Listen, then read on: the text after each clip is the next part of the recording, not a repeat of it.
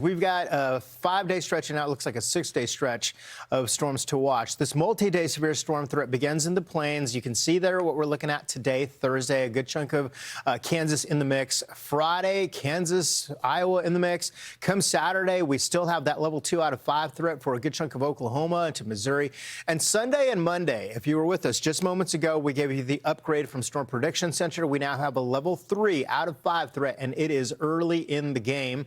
If we could put Tuesday on there, we'd also put Tuesday on there. But let's start breaking down today through Saturday. The biggest concerns for today do include the chance for some large to very large hail, 2 inches in diameter, and winds stretching from Iowa clear over to Texas. And that's really the threat for the next 3 days.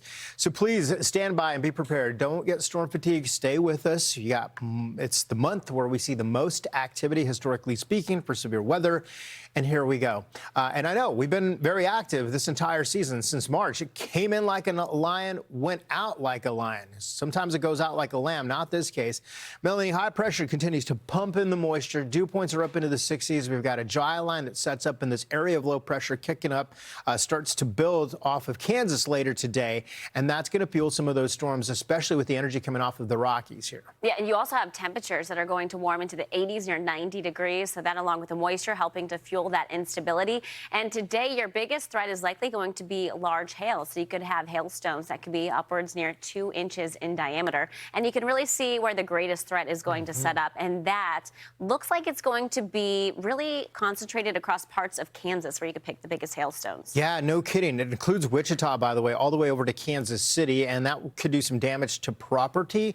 This is where we could also see some strong winds. We've got this area of low pressure that kicks through here. And then we've got a dry line here as well. And that's also going to help to contribute to the strong updrafts plus cold air loft that will produce some of those hailstones. And you'll notice some of those storms coming off of the Rockies. They build, and then once they get over to the plains, tap into all the heat. You're in business by 3 o'clock. This is almost like a monsoon summer pattern, but it's a severe weather pattern that we've got. Look at these little individual clusters you'll watch closely today, this evening. Yeah, those will be the ones that could have the biggest risk for hail, even some damaging wind gusts. And these storms continue to move east as we go overnight and into tomorrow. So we'll be talking about maybe some leftover showers and storms come tomorrow morning. But then as we get into the afternoon and evening, that's when we have yet again a level 2 out of 5 risk for severe storms. So you can see it highlighted from Oklahoma, then stretching east on over to Illinois, Missouri, and then points north. Yeah, no kidding. So we'll highlight the area kind of right about here. We go through Friday and into the afternoon. You get some of these clusters again. You'll watch some of those individual cells that develop right there. Look at that, Melanie, especially through portions of Kansas and into northern Missouri into 8, 9 o'clock. And then some rain for the overnight hours into Saturday. But let's go to Saturday, because Saturday we have the storm threat again. The atmosphere just recharges instantly. You got a lot of heat, higher sun angle, longer daylight, and plenty of moisture getting fed up well to the north. Yeah, you have energy aloft, too, that continues to move across these same areas. So some of the same cities we'll be mentioning, including Kansas City. You can see your name mentioned, 2 out of the 3 times. And really concentrated for some of the worst of the severe weather likely is going to set up across Kansas. So you look at your forecast going forward. Tomorrow, look at that. You have a little bit of sunshine helping to fuel that instability.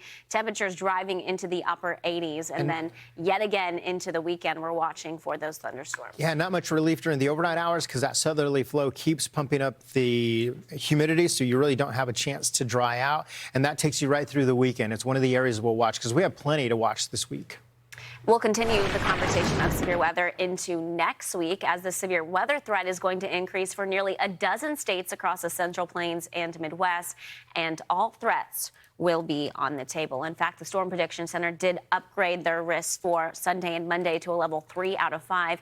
And now the latest wording that the Storm Prediction Center is also saying is that severe weather outbreak is possible starting through the afternoon, continuing through the evening and overnight, not just Sunday, but yet again using that verbiage again on Monday. So it just goes to show you this far out that the impacts could be there for severe storms. And at this point, you look at the overall setup, we're going to have this trough that's going to continue to dig out of the West Coast, continues to move off to the east, and out ahead of that, you have lift, and you also have this southwest flow that continues to pump in a lot of moisture as well. Yeah, no kidding. That big dip in the jet and the winds aloft also helping to support perhaps some twist with elevation, to your point. So when you talk about all modes of severe weather, not only the hail and the winds, but chance for tornadoes as well.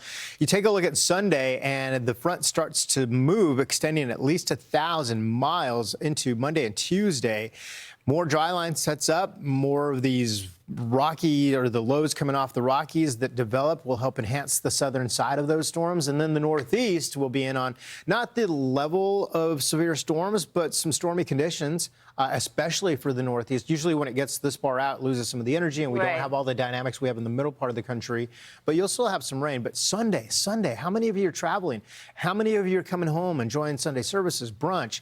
It could be very active from Nebraska clear over to Iowa, even into portions of South Dakota. So as we take a closer look at that breakdown into Sunday, watching closer to some of these surface features, especially the warm front, the low pressure, cold front, the dry line, all of that down at the surface helping to trigger these thunderstorms from Minneapolis on over to Chicago, down through Kansas City and Tulsa. And this all continues to lift off to the north as we get into Monday and Monday evening. So here's a closer look at that Monday forecast. And again, this one doesn't change much. You see this recent upgrade, a level 3 out of 5, really concentrated across Kansas into Nebraska and Iowa. Yeah, no kidding. The level 1 threat extends border to border across our country. Monday, there's plenty of energy to work with. Look at those deeper shades of red, almost into the pinks. Got a lot of heat, a lot of humidity, a lot of rising air. The dew points Monday afternoon are closer to 70 for Kansas City and Oklahoma. Talk about a soupy air mass, even into Chicago, into the 60s.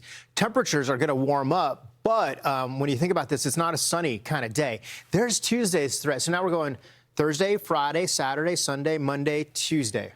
Day 6. So there, again, you see Kansas City, Des Moines, St. Louis. How many times have you seen your name mentioned on the previous outlook? So here is likely going to be the cold front that's going to continue to trigger the severe weather. So something we'll continue to stay on top of as it keeps changing. Man.